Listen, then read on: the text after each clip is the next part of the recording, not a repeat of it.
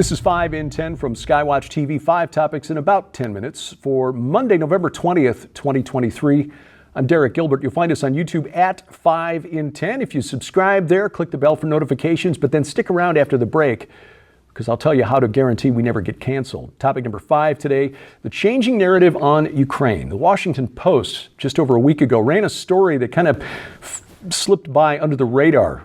Our attention obviously focused on Israel and the Israel-Hamas war, but it's worth bringing to you because it signifies a change in the way the corporate media is framing the narrative of the Ukraine-Russia war. Specifically, the Washington Post now names a Ukrainian military officer, Colonel Roman Chervinsky, as the one integral to the bombing of the Nord Stream gas pipeline last September. This is the pipeline, the two pipelines that led natural gas that is, from Russia to Germany. Bombing the pipelines at the time was blamed on Russia. Putin did it to cripple Western Europe's economy. Well, that now, according to the Washington Post, turns out not to be the case. Now, investigative journalist Seymour Hersh, a Pulitzer Prize winner who broke the stories of the My Lai massacre in Vietnam and the Abu Ghraib prison scandal in Iraq, so he's got some pretty impeccable sources in the intelligence community, reported earlier this year that the bombing of the Nord Stream pipeline was actually an American intelligence op carried out by the U.S. Navy's diving and salvage team based out of Panama City, Florida. That story was completely ignored here in the West, except for those few who mocked Hersh for being delusional, crazy, believing a lie, what have you. But now the semi-official mouthpiece of the intelligence community here in the West, the Washington Post, blaming it on Ukraine. Why now? And why this particular source?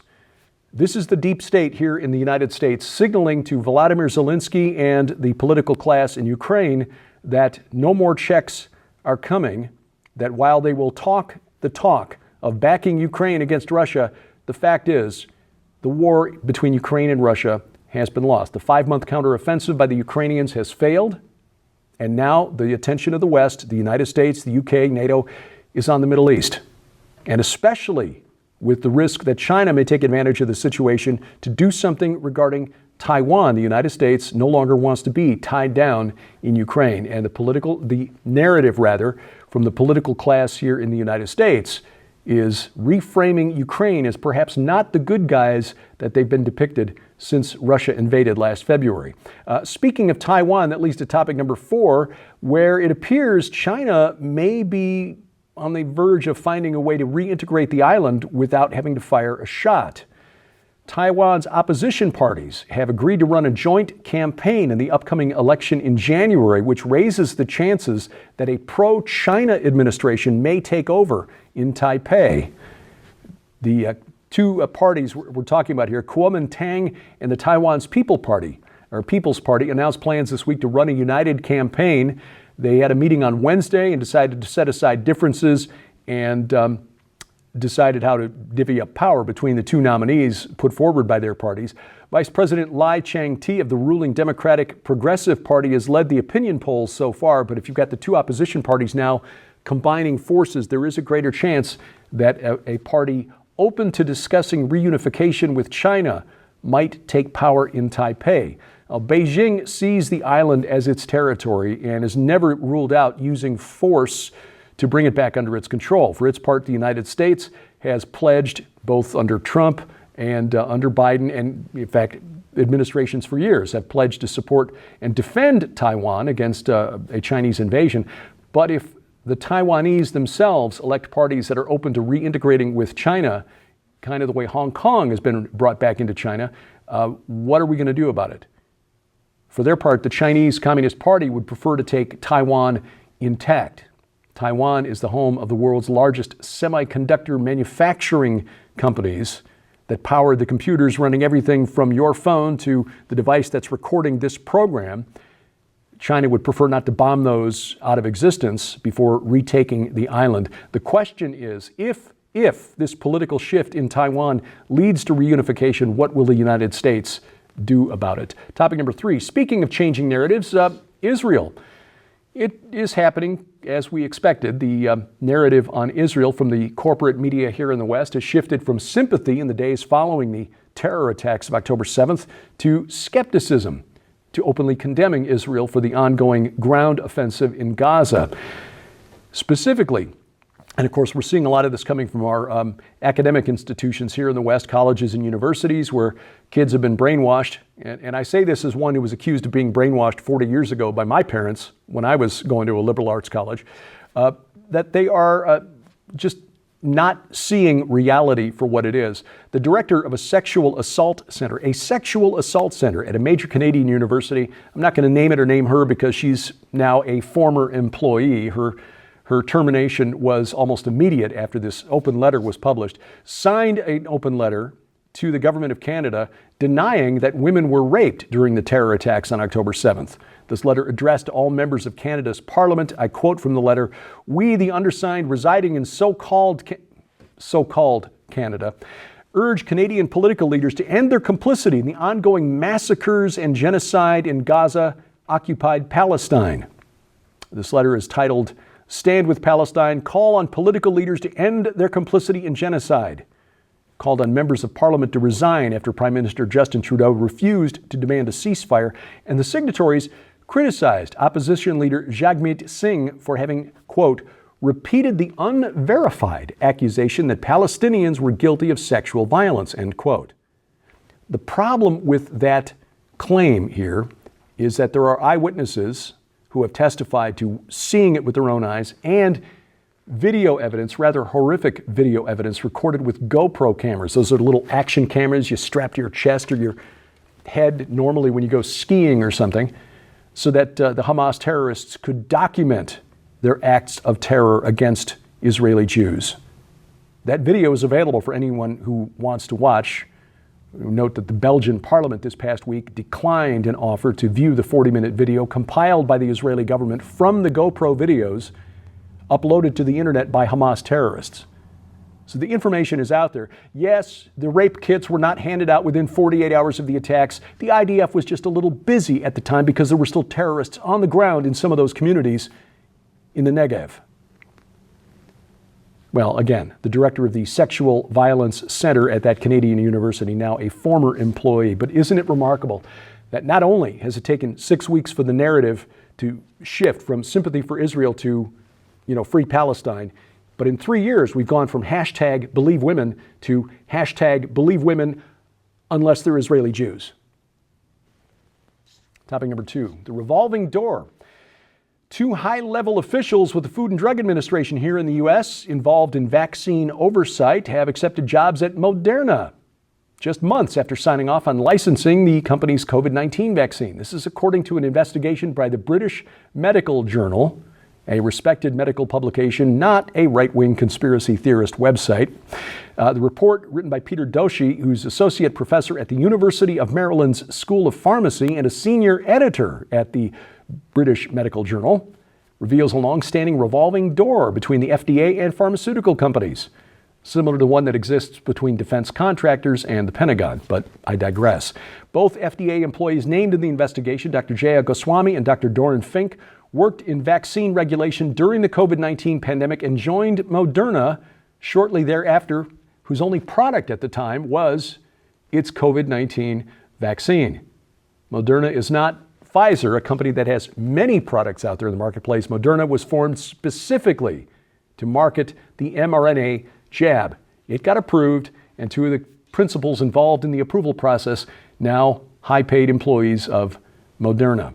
This just another sign, a revolving door between pharmaceutical companies and regulators entrusted with regulating their products, or as we say out here in the country, foxes guarding the henhouse.